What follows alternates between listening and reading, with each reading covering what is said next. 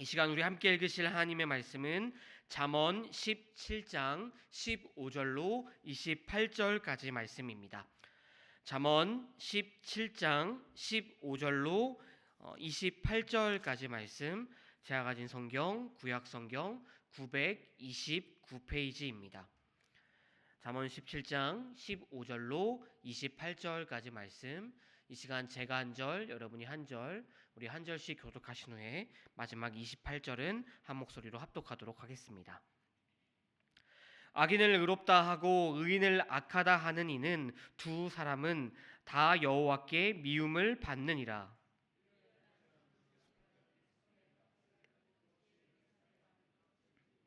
친구는 사랑이 끊어지지 아니하고 형제는 위급한 때를 위하여 낳느니라.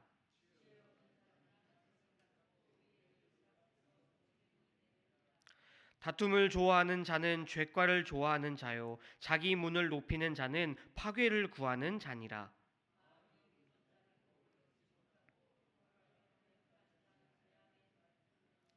미련한 자를 낳는 자는 근심을 당하나니 미련한 자의 아비는 낙이 없느니라.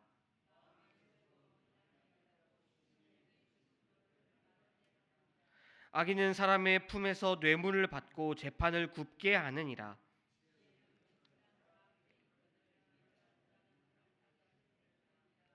미련한 아들은 그 아비의 근심이 되고 그 어미의 고통이 되느니라.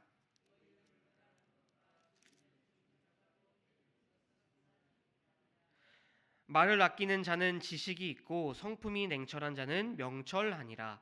미련한 자라도 잠잠하면 지혜로운 자로 여겨지고 그의 입술을 닫으면 슬기로운 자로 여겨지느니라. 아멘. 우리 사람은 태어나면서 관계에 의해서 삶이 시작되고 또 일생 동안 이 관계 속에서 살아가는 사회적 또 관계적인 존재들입니다. 그래서 우리는 이 근묵자흑, 근주자적이라는 이 유명한 사자성어처럼 수많은 인간 관계 속에서 어떤 사람들에게 영향을 주기도 또 어떤 이들에게 영향을 받기도 하며 살아가곤 합니다. 오늘 우리가 함께 읽은 이 잠언 17장의 말씀은 바로 이 인간 관계에 대해서 우리에게 조언을 하고 있는 말씀입니다.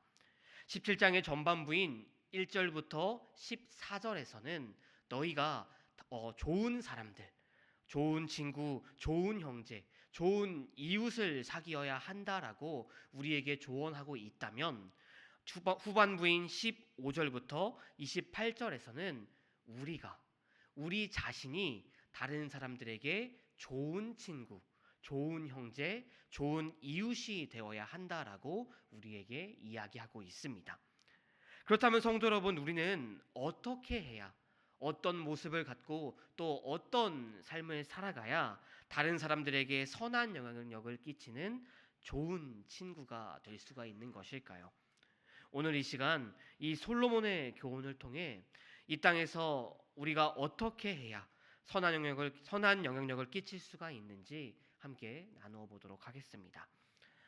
먼저 본문을 보시면 솔로몬은 너희는 우리에게 정의를 실천하는 사람이 되어야 한다라고 말하고 있습니다. 15절을 보시면요. 악인을 의롭다 하고 의인을 악하다 하는 이 두 사람은 다 여호와께 미움을 받느니라. 지금 솔로몬이 말하고 있는 이것은요, 이 상황은 사람들 사이에서 법적 다툼이 일어났을 때 재판장이 뇌물을 받고 이 나쁜 일을 한 사람을, 악인을 무죄 석방하여 의인의 정의를 부정하는 경우를 말하고 있는 것입니다. 본절은 이런 상황, 이렇게 정의라는 것이 부정되고 불의가 대두될 때 이런 상황을 하나님께서는 미워하신다라고 말하고 있습니다. 말씀을 조금 더 자세히 살펴보게 되면요, 여기서 미움을 받다에 해당되는 히브리어 토에바, 이 토에바라는 단어는요, 본디 이 구역질을 나게 하다라는 뜻으로 사용되는 단어입니다. 또 혐오가 생기다라는 뜻으로도 사용되는 단어이지요. 그러니까 이 단어는요, 이 토에바라는 단어는 본래 흔하게 성경에서 우상들을 가리킬 때 사용되는 단어입니다. 우상. 그 우상을 보고 하나님께서 정말 미워하시고 혐오하신다라는 뜻으로 사용될 때 이 토에바라는 단어가 흔히 사용된다라는 것이죠. 그러니까 하나님께서는 지금 그 우상만큼 정의를 해치는 행동들, 불의한 행동들을 하나님께서는 단순히 미워하시는 것을 넘어 극도로 혐오하신다라는 것입니다. 왜 그러는 것일까요? 왜냐하면 하나님께서는 우리가 잘 알고 있는 것처럼 하나님은 정의로우신 하나님, 공의의 하나님이시기 때문입니다. 여러분, 공의란 무엇입니까? 공의란 선과 악을 정확하게 분별하고 공평하게 제재하는 하나님의 거룩한 성품이 공의입니다. 그러므로 공의의 하나님께서는 그 완전하고 의로운 법을 기준으로 이 세상을 통치하시고 잘못된 것이나 잘된 것을 가감없이 복주시기도 하고 또 어느 때에는 심판하시기도 하십니다. 그리고 정의란 공의의 하나님 앞에서 사람이 도덕적, 윤리적 그런 기준에 따라서 하나님의 기준에 따라서 응당히 지켜야 할 도리가 정의인 것입니다. 그리고 성경에서는요, 오직 하나님만이, 그렇기 때문에 하나님만이 정의의 유일한 기준이라고 우리에게 말하고 있습니다. 그래서 시편 37편 28절은 우리에게 이렇게 말합니다. 여호와께서 정의를 사랑하시고, 또 미가서 6장 8절은 이렇게 말합니다. 여호와께서 내게 구하시는 것은 오직 정의를 행하는 것이라. 그리고 잠언 21장 3절은 또 우리에게 이렇게 말하죠. 공의와 정의를 행하는 것은 제사를 드리는 것보다 여호와께서 즐거워하시느니라.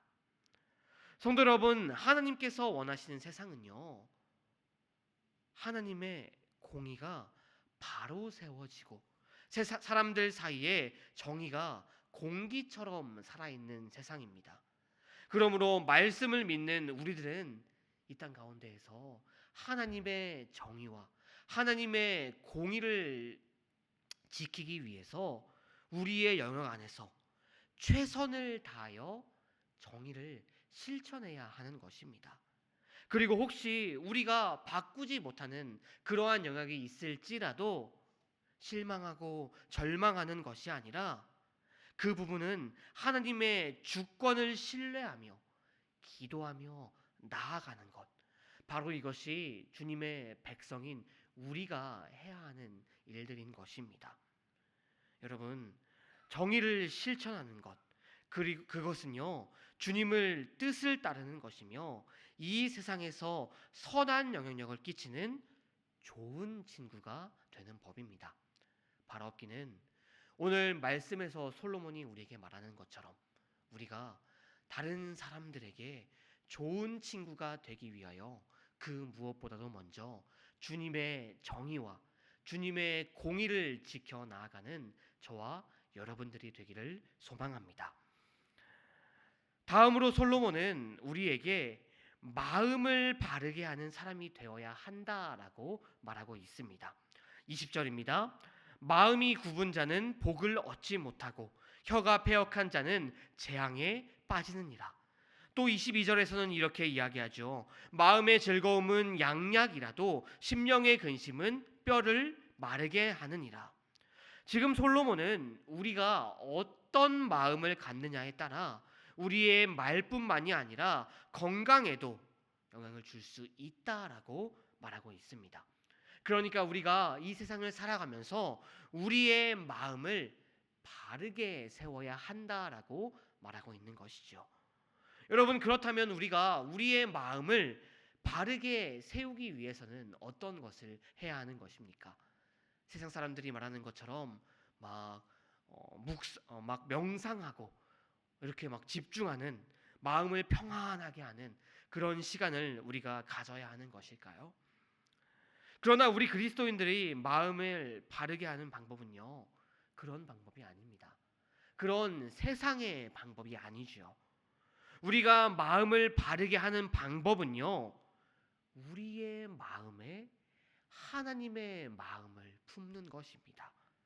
그리고 우리 안에 하나님의 마음을 품는 방법은 하나님의 말씀을 묵상하고 하나님께 기도함으로 주님과 교제할 때, 주님과 참된 교제를 나눌 때 우리 마음에 하나님의 마음을 품게 될 것이고, 우리가 그것으로 말미암아 이 땅 가운데 평안한 마음을,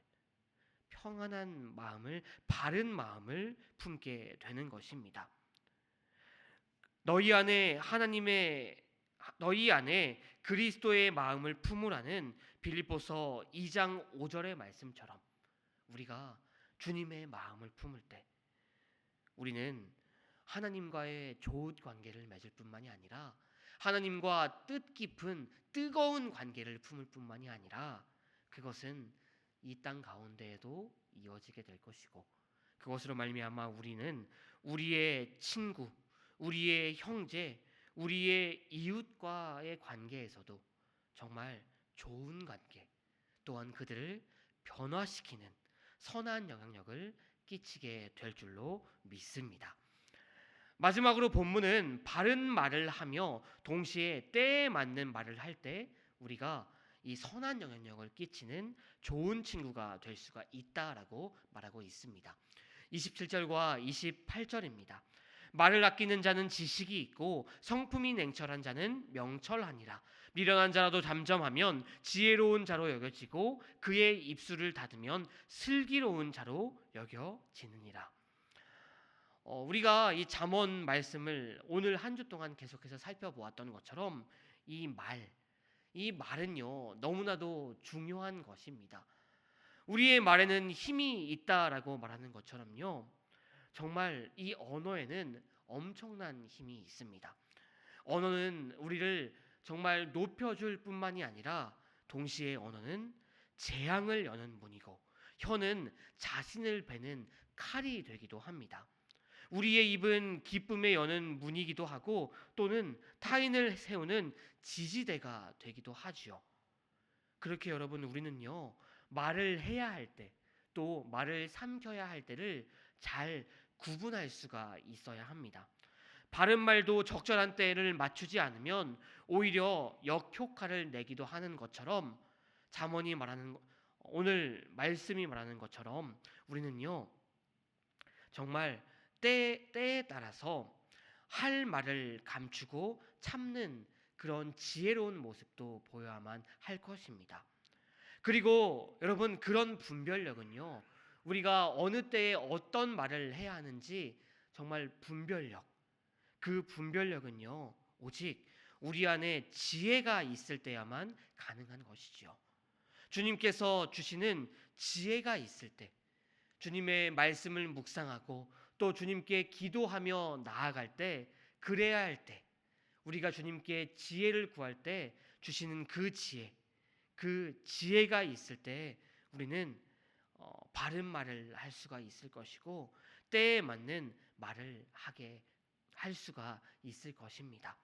그렇기 때문에 우리가 오직 주님께 구하고 세상의 헛된 지혜가 아니라 주님께서 주시는 지혜로 바른 말과 때에 맞는 말을 하심으로 다른 이들을 세우는 정말 좋은 영향력을 끼치는 좋은 친구가 다 되시기를 바랍니다. 성도 여러분, 우리의 신앙 여정은 결코 혼자만의 여정이 아니죠. 같은 곳을 향하는 같은 뜻을 가진 동지들이 있는, 함께 나아가는 그런 길이 우리의 신앙 여정인 줄로 믿습니다. 그렇기 때문에 우리에게는요 좋은 친구들이 필요합니다. 좋은 동료가 필요해요. 함께 기도하며 서로 격려하는 친구가 필요합니다. 이것은 동시에 우리가 누군가에게 좋은 친구가, 좋은 동료가 될 수가 있어야 합니다. 바라옵기는 오늘 우리가 함께 나누었던 이 말씀처럼 우리도 누군가에게, 지금 내 옆에 앉아 있는 이 믿음의 동역자에게 좋은 친구, 좋은 동료가 되실 수가 있기를 소망합니다. 우리의 친구가 되어 주신 하나님께서 오늘 우리에게 너희도 다른 사람들의 좋은 친구가 되라고 말씀하고 계십니다. 그렇기에 우리는 세상의 좋은 친구가 넘어 선한 영향력을 주는 친구, 믿음의 친구가 되어야 합니다. 주님께서 우리에게 말씀하신 것처럼 우리는 이 세상에서 빛과 소금의 역할을 다하는 그런 사람이 되어야 한다라는 것이지요. 바라옵기는 정의를 행하고 마음을 바르게 하고 때에 맞는 말, 바른 말을 함으로써 좋은 친구가 되라는 오늘 이 솔로몬의 조언을 잘 기억하시며 어두운 세상을 밝히는 빛과 같은 친구, 부패한 세상을 깨끗게 하는 소금과 같은 친구, 그리고 궁극적으로 사람과 하나님의 좋은 친구가 되어서 이 세상을 변화시키는 주님의 자녀답게 합당한 삶을 살아가는 저와 여러분들이 다 되시기를 주님의 이름으로 축원드립니다. 아멘. 기도하시겠습니다.